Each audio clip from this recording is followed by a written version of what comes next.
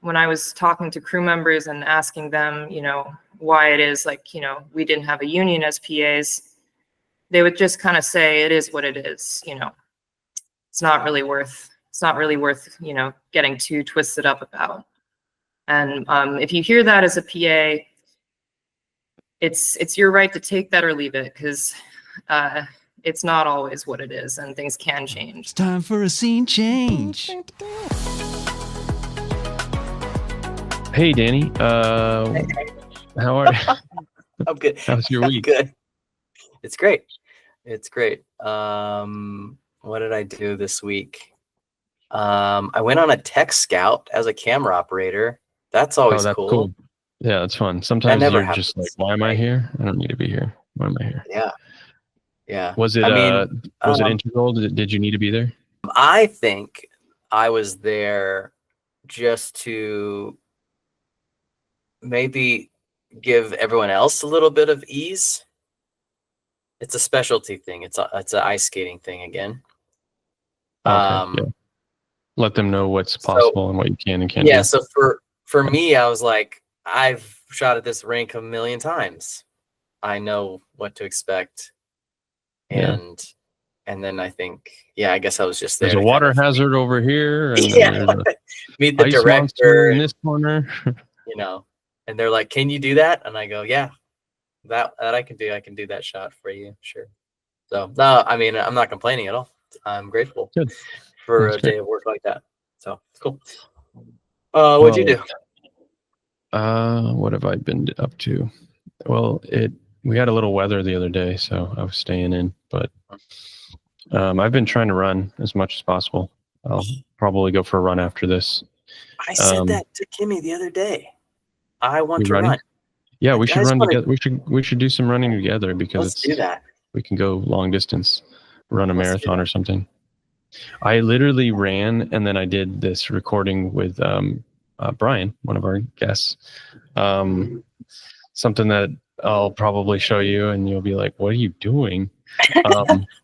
But we're trying to get together, just kind of like a lo-fi way to make something interesting. But that's right. Oh yes, you did tell me about this. So I ended up doing 19,000 steps. Wow. Is that right? No, sorry, more.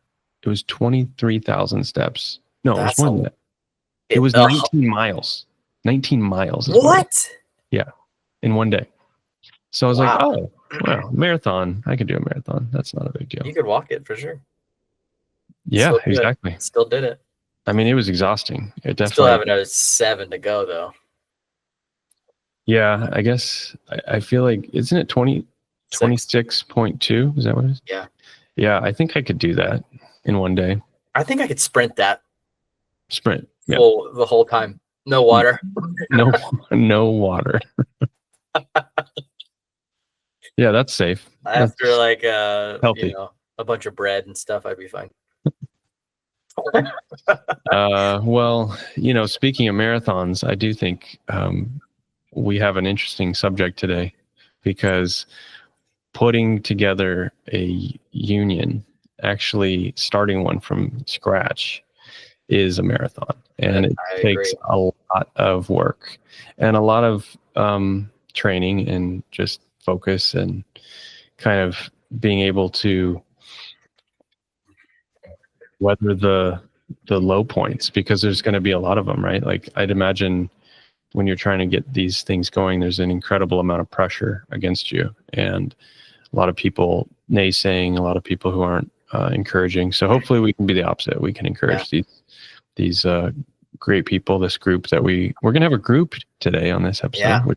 Yeah. Bear with us, everybody, because we've never done more than 3, No, that's not true. We had 2 Google people. Meet.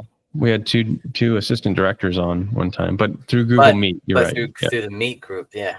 Yeah, we've only had a in-person group of 4, but we don't have experience with a Meet group of 4 or more. I'm really trying to get Google to regret their name in there.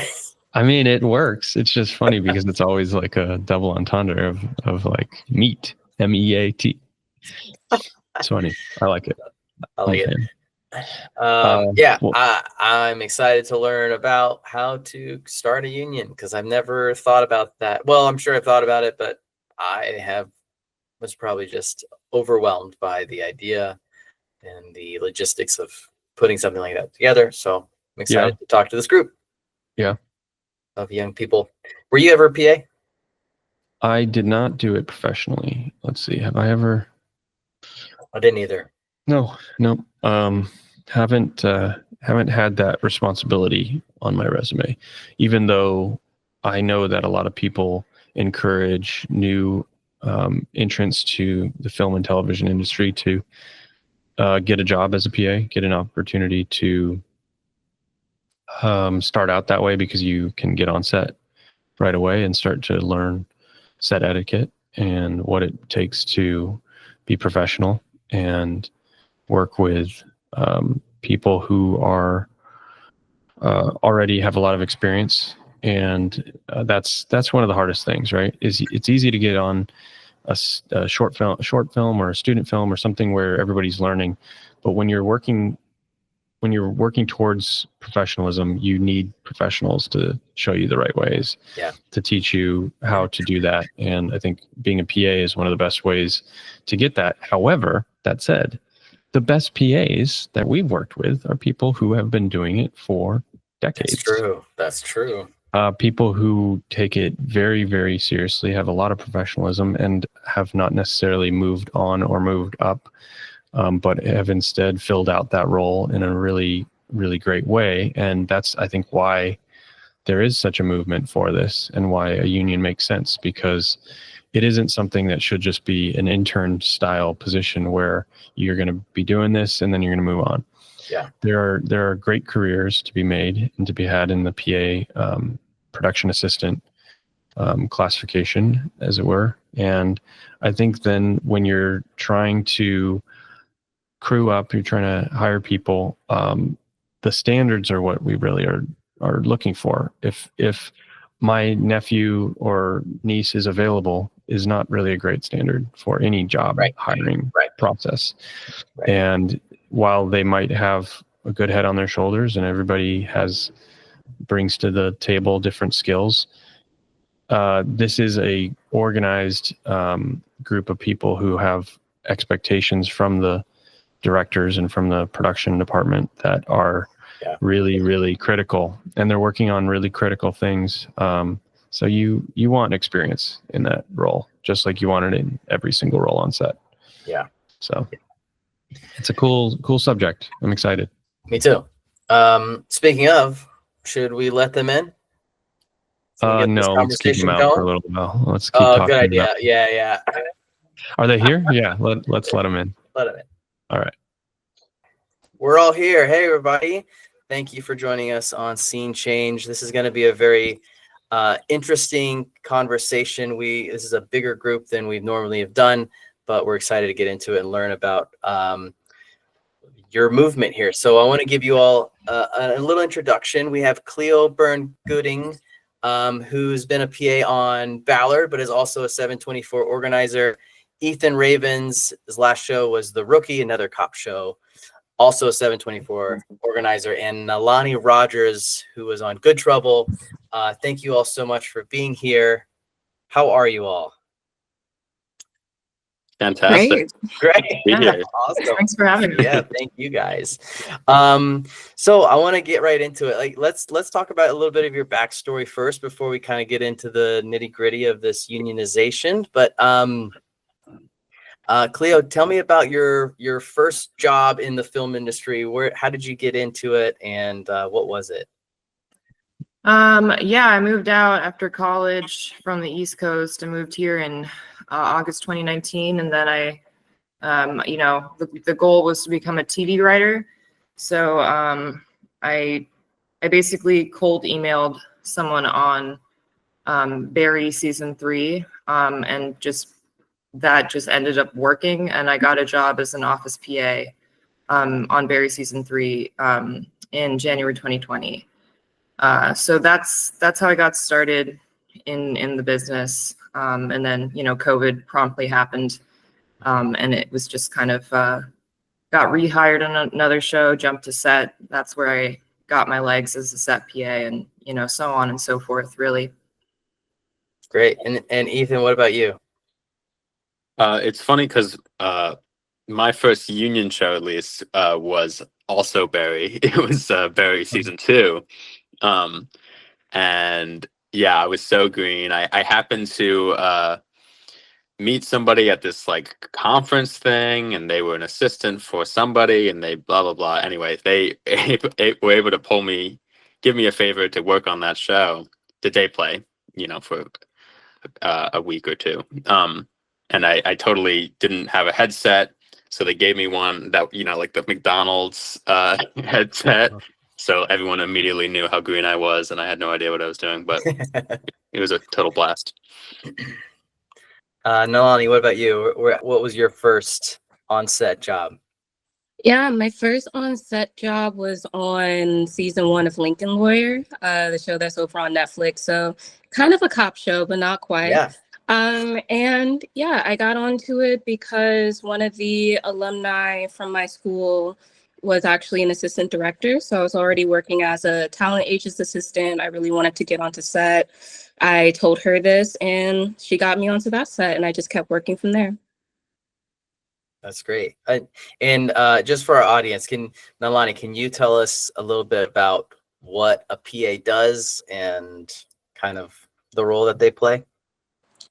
Yeah, so the PA role is honestly wide and varied. A lot of people think that we just like get coffee and things like that, but in actuality, PAs tend to have a lot of different titles. So there are set PAs, which you can divide those into a few different categories, because you have like PAs who are focused on background, PAs who do walkie, PAs who herd around first team. So those are all the named actors. You can have an additional PA that might be on for a day that is additional, like handling an additional team of like first team members. So those who aren't even like speaking as much, but still need to be herded around.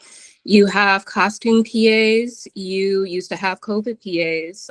You can realistically have PAs in almost any department on set, and they will handle whatever are considered the entry level,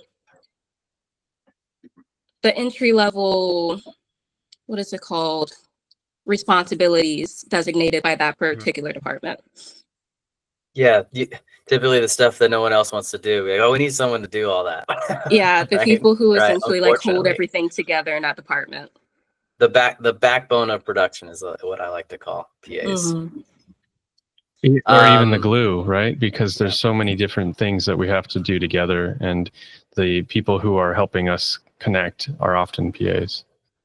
Yeah. Mhm. And there's also like, there are PAs in various offices that are not as visible. So like, you'll typically have anywhere from 1 to 4 office PAs on a show that are in the production office and handle a lot of different stuff during prep and after the show is wrapped.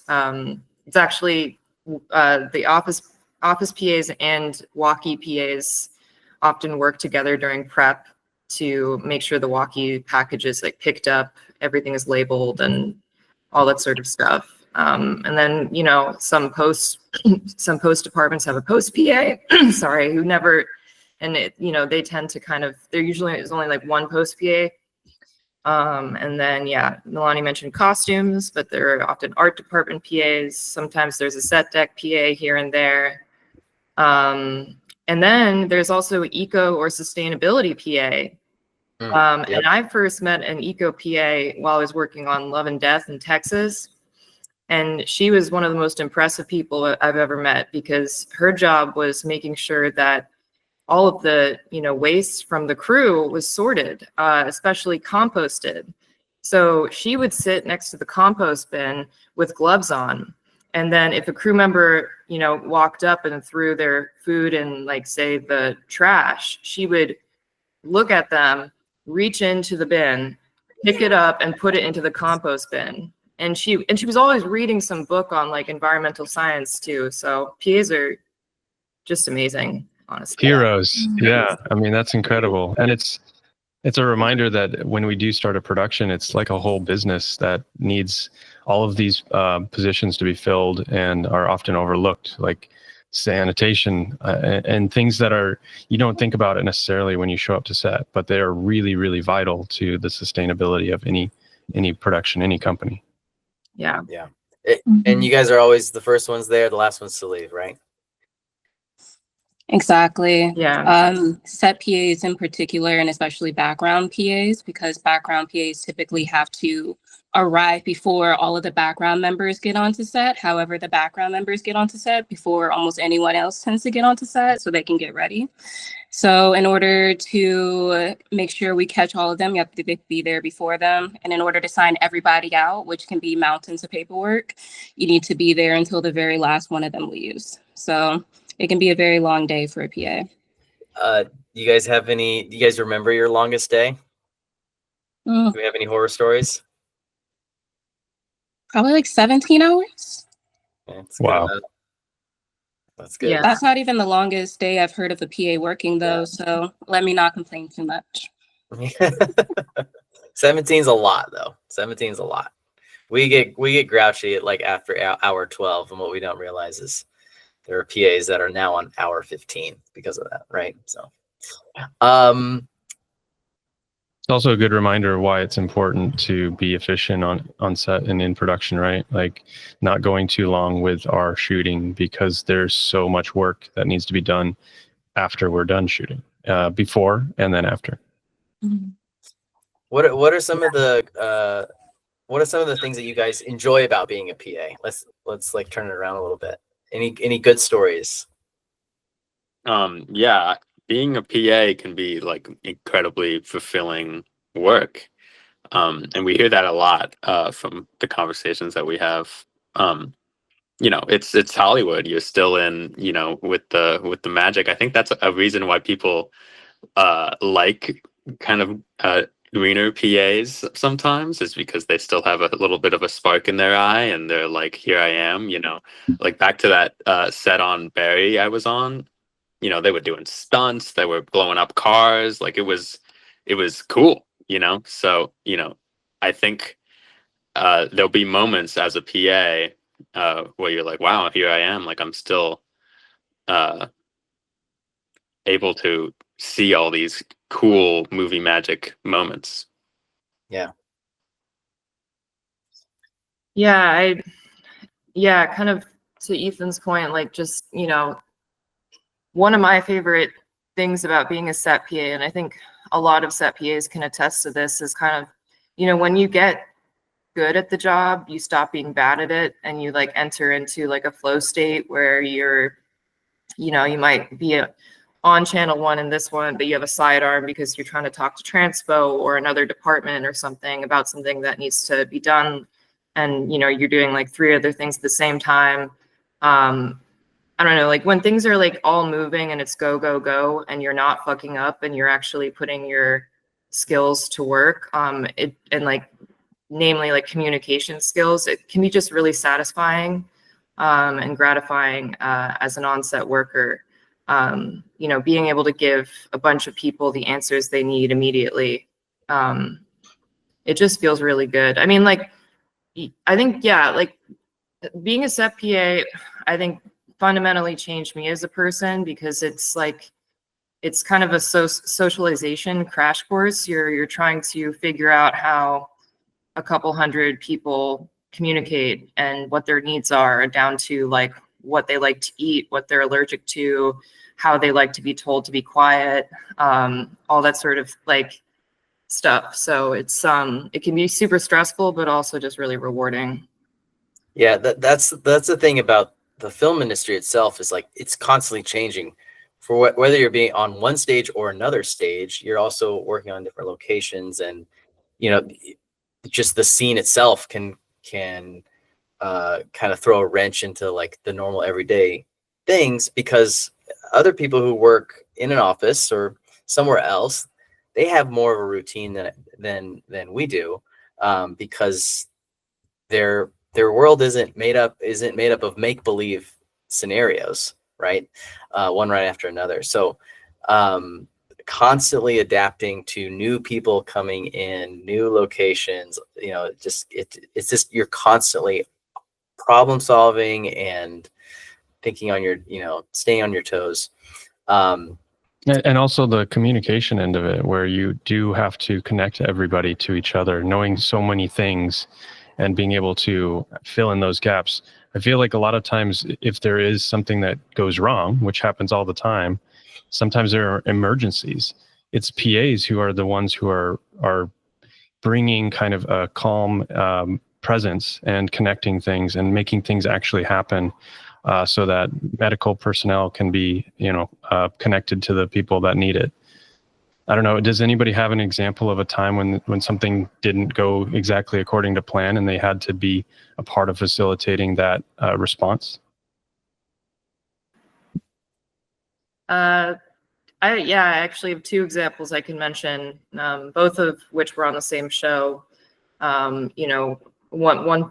Basically a grip got hit over the head with a giant piece of equipment that fell off a truck, and she, got a concussion, and basically I was put in a van to go take her and watch over her, and also prevent her from going to sleep. Which was, she was fine, but that was kind of the number one thing, because the key PA had made sure to train me and others in what to do when you see someone is injured. And, typically SET PAs will call for the medic for non-emergency needs, like getting electrolytes to a crew member or something like that. But, when there is an emergency, you typically say medic name, go to channel 2. And if it's really bad, you just say it's an emergency, because you're not supposed to cause panic, but you're also supposed to communicate very clearly that the medic needs to be over there. Right. Another time that happened was because a background member was incredibly dehydrated and was losing consciousness. So it's, PAs, the AD department is responsible for the safety of the crew. So, SET PAs help, have to also have that safety brain on. Was there a time, any other stories of ridiculous tasks that you guys were asked to complete? I was reminded of this recently, and how ridiculous it was that I was put in charge of a baby that was supposed to be in one of our scenes. So PAs typically end up having to deal with a lot of the children that come onto the set. This was the youngest one, obviously, that I'd ever dealt with. And in addition to being in charge of the baby, they also decided that I was in charge of the baby's emotional state, because the baby wouldn't stop crying. And all we needed to do was shoot that one little shot with the baby, but the baby was absolutely just sobbing hysterical. It was clearly up past his bedtime. So I would say just dealing with that and trying to calm down the baby, but also manage the emotional state of the people around me, because obviously people are a little bit on edge. They're we really want to shoot this shot. This is prolonging our day. Please fix this. So now you're not only dealing with heightened emotions from the ADs, you're also dealing with managing the emotions of the baby at the same time. So I would say that's probably one of the more ridiculous situations I can remember being in, is listening to a screaming baby and then seeing people stare daggers at me for causing the meltdown of the production that day somehow, some way. And I know a lot of other PAs have also had to deal with similar situations with babies and small children. Is all of a sudden you're supposed to be a childcare expert in that moment. Wow. That's giving me anxiety just hearing you talk about that. My God. Ethan, do you have one? I can think of just one sad example where we were on location and there was porta potties and they asked me to clean it up, which is kind of a classic thing.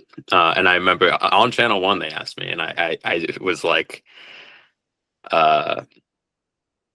come again. I wanted them to repeat it so everyone could hear that. And then, no shame, asked me again. And yeah, I kind of just like did it with my foot, because it was like on the floor, I guess, of the porta potty. Anyway, I won't go into more detail than that, but pretty Wow. ridiculous, yeah. Yeah. I'm actually, I've never heard stories like this before. I mean, this is kind of crazy. I don't think we haven't given voice to these kind of situations before. It's actually a great point we should just move on to like the organization of your union. Well, really quick, I wanted to point out that somebody did actually shout out the person cleaning the toilets at the Emmys. One of the actors, during his acceptance speech, thanked the people who clean the toilets. And I thought that was profound and important because it is so easy to overlook this. And it's an essential part of what we're doing wherever we are, any business, doesn't matter. And I thought that was really important because if we're not seeing everybody as part of the team, then we're really not doing what we need to be doing. So I can't remember his name. He from Adolescence, one of the actors. Anyway, I appreciate that, and I'm glad that that even though that was not shouldn't have been necessarily part of your job, because there are professionals who are maybe outsourced for that to come deal with those things.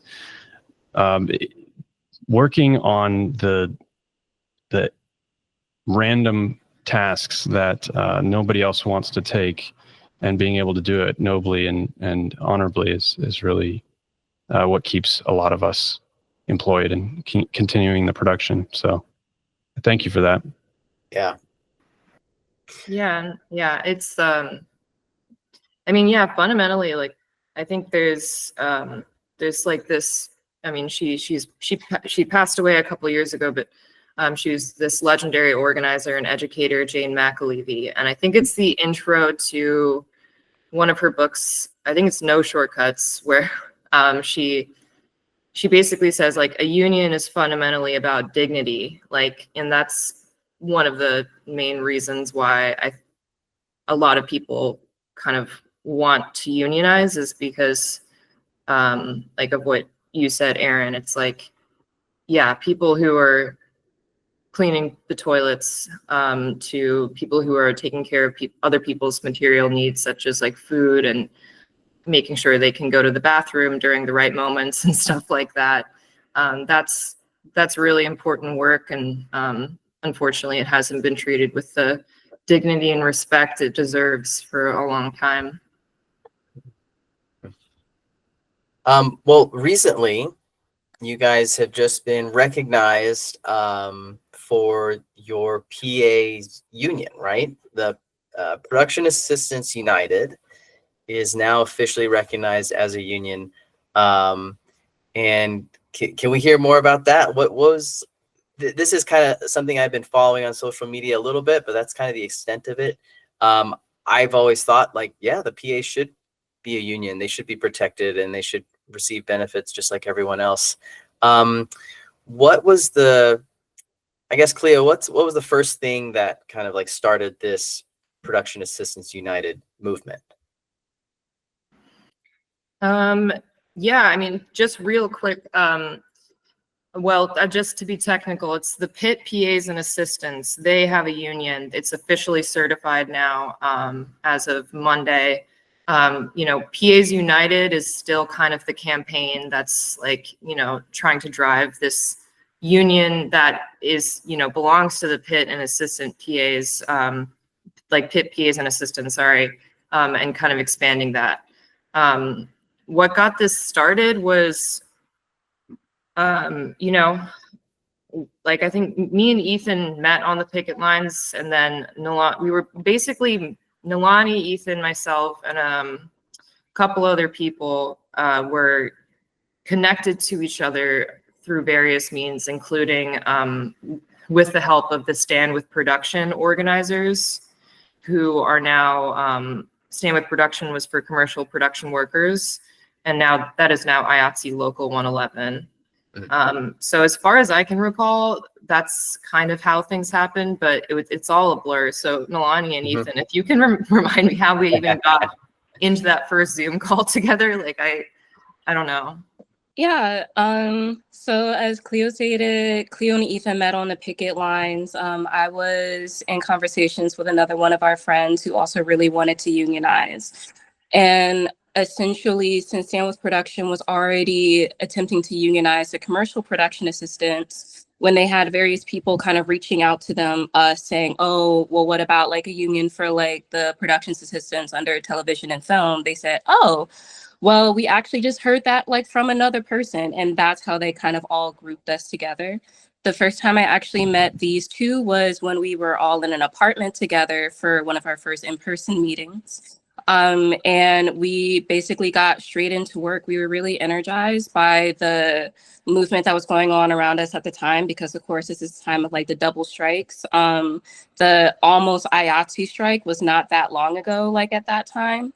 So we were all very much thinking about what would our futures as production assistants look like. So yeah, as soon as we met, we got straight into work. We started talking about the logo. We started talking about how we were going to get the word out. And from there, it's basically been, since organizing production assistants is a little different from organizing, say, like a Starbucks or something like that. It's almost more akin, as we've learned, to organizing a hospital, for instance, like people kind of coming and going at like different times. We have been essentially making up the strategy almost as we have gone on and learned more about the industry. So we started off just trying to reach out on social media. And then from there, as we've learned more about the people that we're organizing, we developed our strategy from there. Wow. Man, it sounds like such a difficult task. I hate, like, I'm not a paperwork person. All this stuff sounds so overwhelming. But I do understand that there is an umbrella over you guys, which is LIUNA, correct? What is LIUNA, and is it similar to IATSE? Yeah, I'll take that one.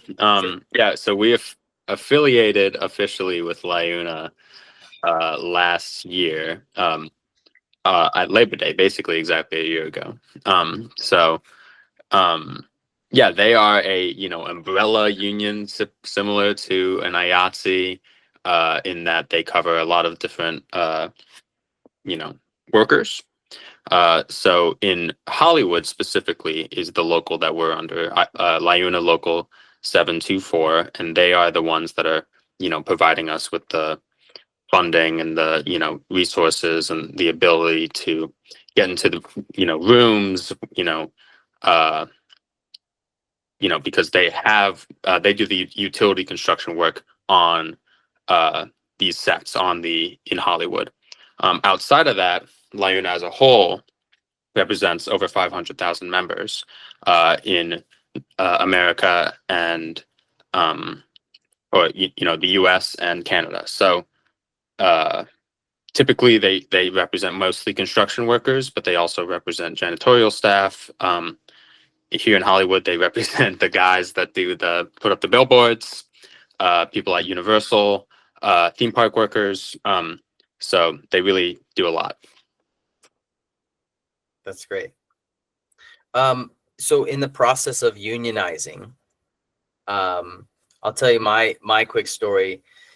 When I got into 600 came out to us. We'd called them and said, we're on this movie and we think it has enough money to flip. Could you flip it? They came out along with some local 80 reps and 728, and they handed out cards. And they said, we've shut down this production for now. We're having a meeting. We're going to negotiate with the producers, but we need a vote from you. And we signed a card if we wanted to join. And then, we had an overwhelming amount of people to vote yes, and it went through. So we unionized that. Is that kind of the same process for PAs? Let's say the Pitt. Did LIUNA come out to them and say, "Here's the deal, guys. Here's a card. What's your vote?" Yeah, I mean, it wasn't. So essentially, we started card signing on a national level in January of this year. And at the time, we were aiming for you know, a specific studio's movies and TV shows dating back 2 years. So we had a very, very large group of people that we were just like calling up, cold calling, you know, asking them to sign cards over the phone. Then we, you know, we basically had to reinvent the strategy over and over because we kept losing momentum. We kept hitting a wall.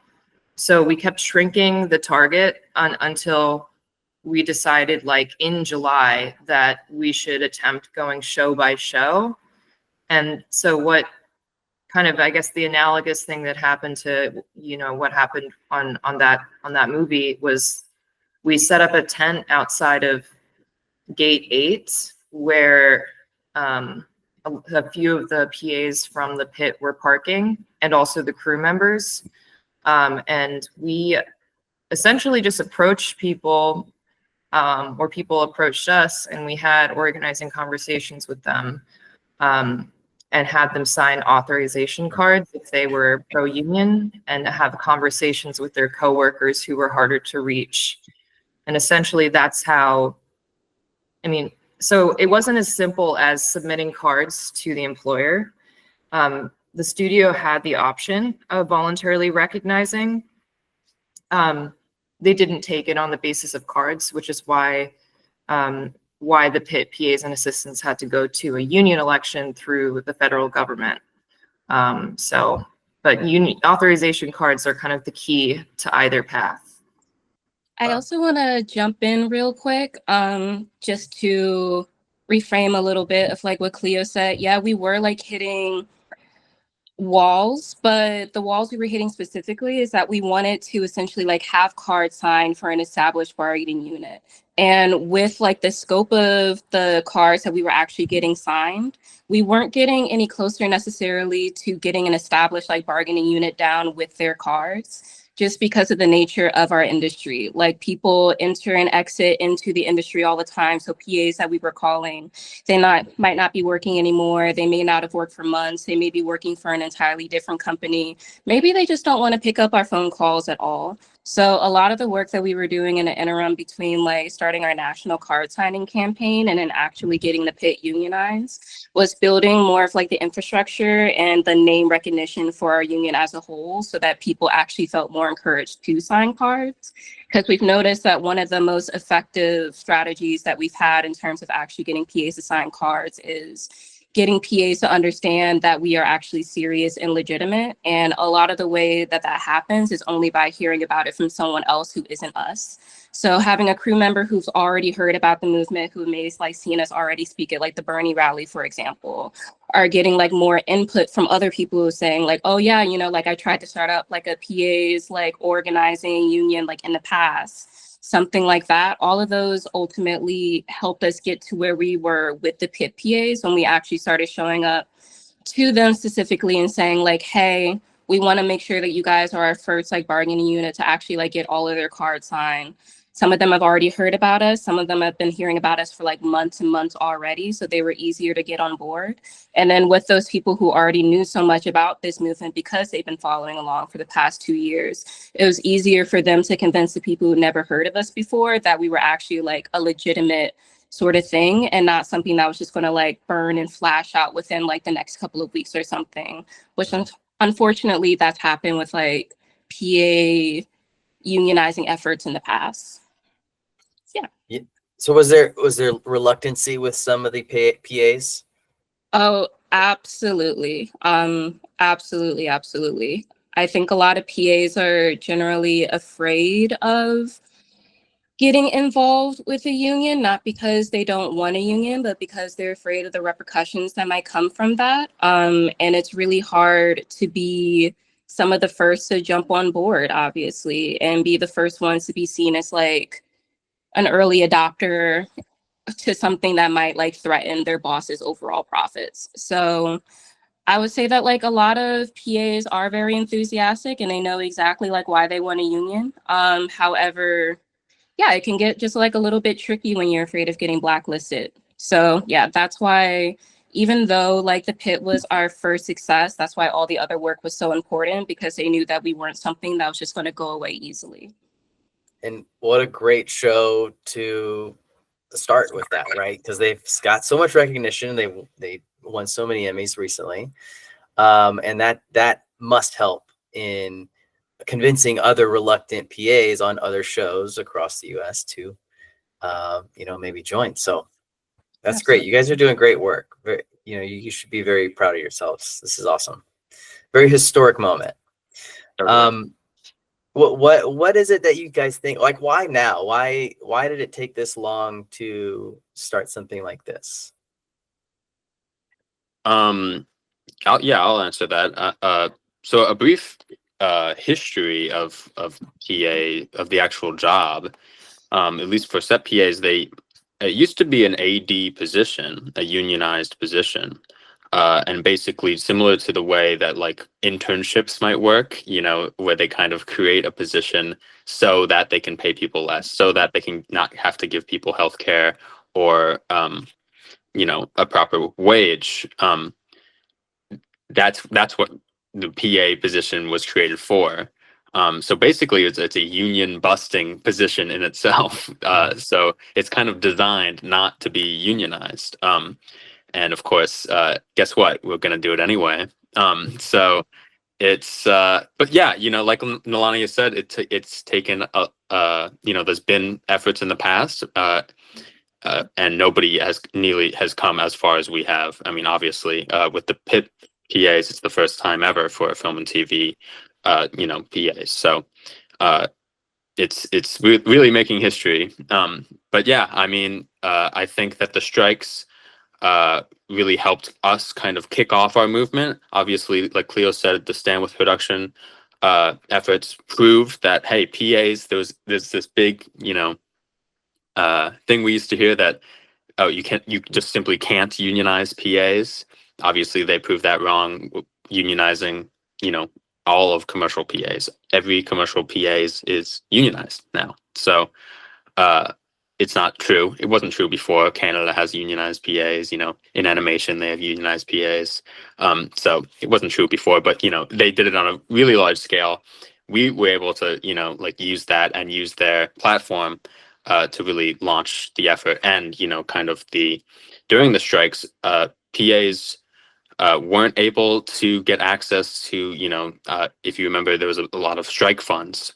PAs were typically not able to get access to any of those, which of course they were the ones who would need it the most because they're, again, paid the least. So I think a lot of people were really fed up and really looking to do something. And like Cleo said, it's really more about dignity. What we hear a lot is people say, what I want to see changed is just respect. I don't care about my wage as much or healthcare. It's really, I just want to feel like respected on my job, and a union can really bring that sort of thing. So yeah, for all those reasons, I think that's why it's concocted to work today.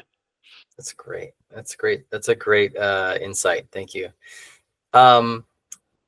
So what's next from this point forward? What are some of the goals in this movement? Like, where do you guys seeing this going from this point forward?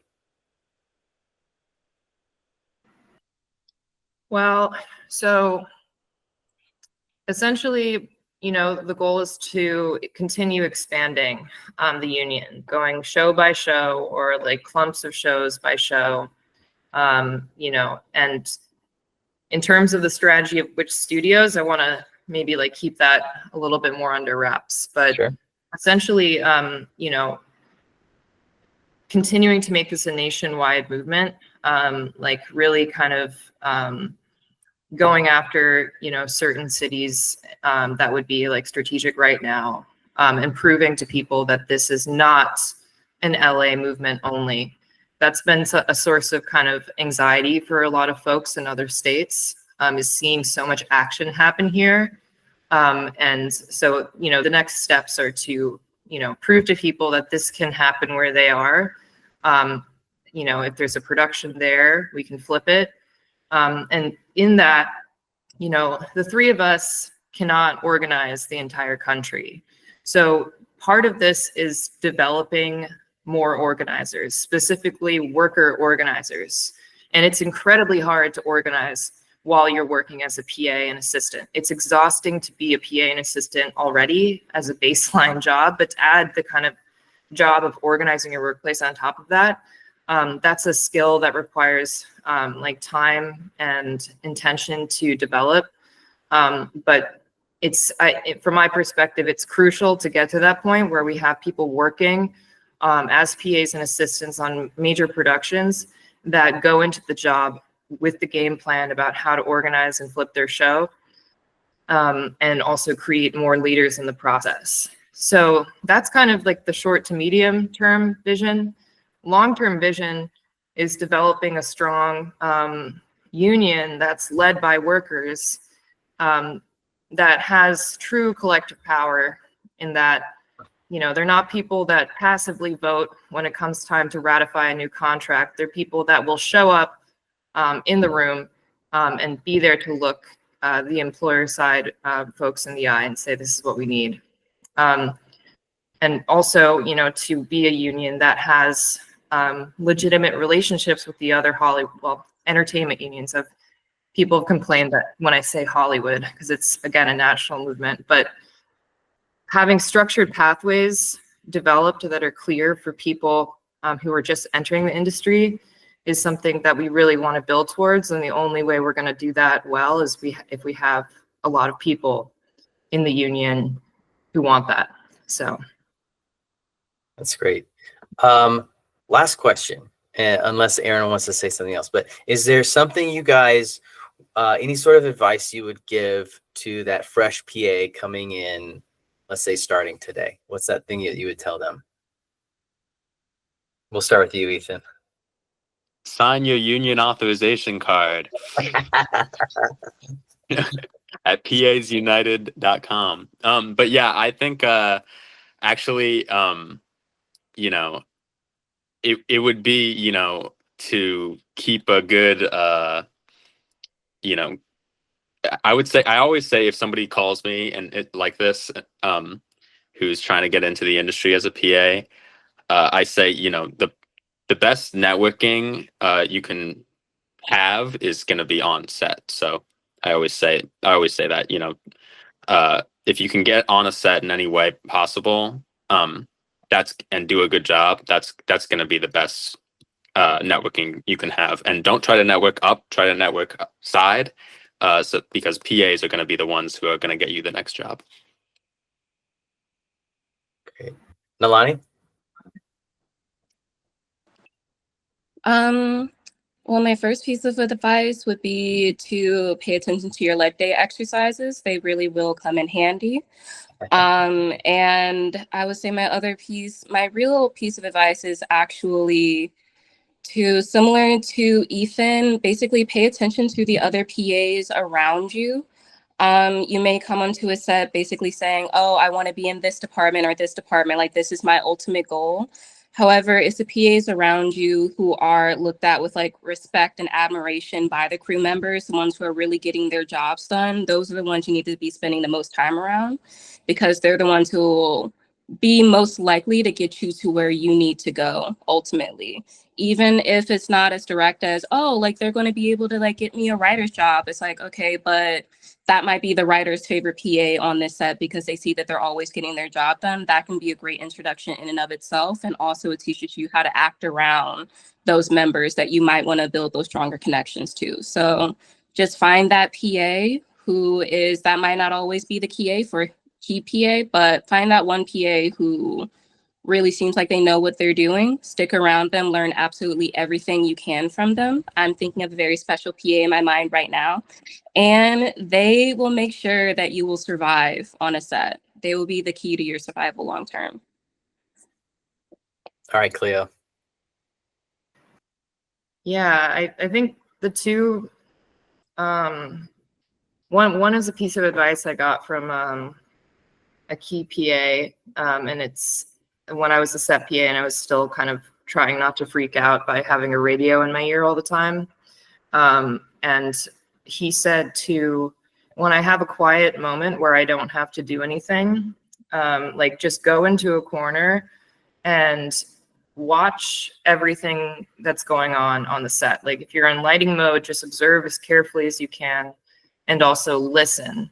Just listen to channel 1 as intently as you can. Even switch channels to see what's going on in other departments. But like listening and observing is like, you know, that's the number one thing that made me a better set PA. And also those skills transferred directly over into organizing. You know, a good organizer is supposed to listen for 80% of the time and respond, ask questions, probe for the remaining 20%. And the second thing is, if you're on set especially, you'll hear the phrase, "it is what it is," a lot. When I was talking to crew members and asking them, you know, why it is like, you know, we didn't have a union as PAs, they would just kind of say, "it is what it is," you know, it's not really worth, you know, getting too twisted up about. And if you hear that as a PA, it's your right to take that or leave it, because it's not always what it is, and things can change. So Yeah. I just want to thank you all. You're very impressive, and your courage and tenacity is really changing lives. Thankful for all of you and what you're doing. Yeah, thank you guys. You should all be very proud of yourselves. You guys are doing a very historical thing right now, and it's not easy. And you guys are doing great work. Good job. If you are listening and you are interested to be a PA, perhaps, Production Assistants United is on Instagram, Production Assistants United, and go to their website, pasunited.com. There's a frequently asked questions there. Browse around, check it out, and get to learn a little bit more about what Clio, Ethan, and Nalani are doing. Thank you guys so much for joining us on Scene Change. We will talk to you guys next week. Bye-bye.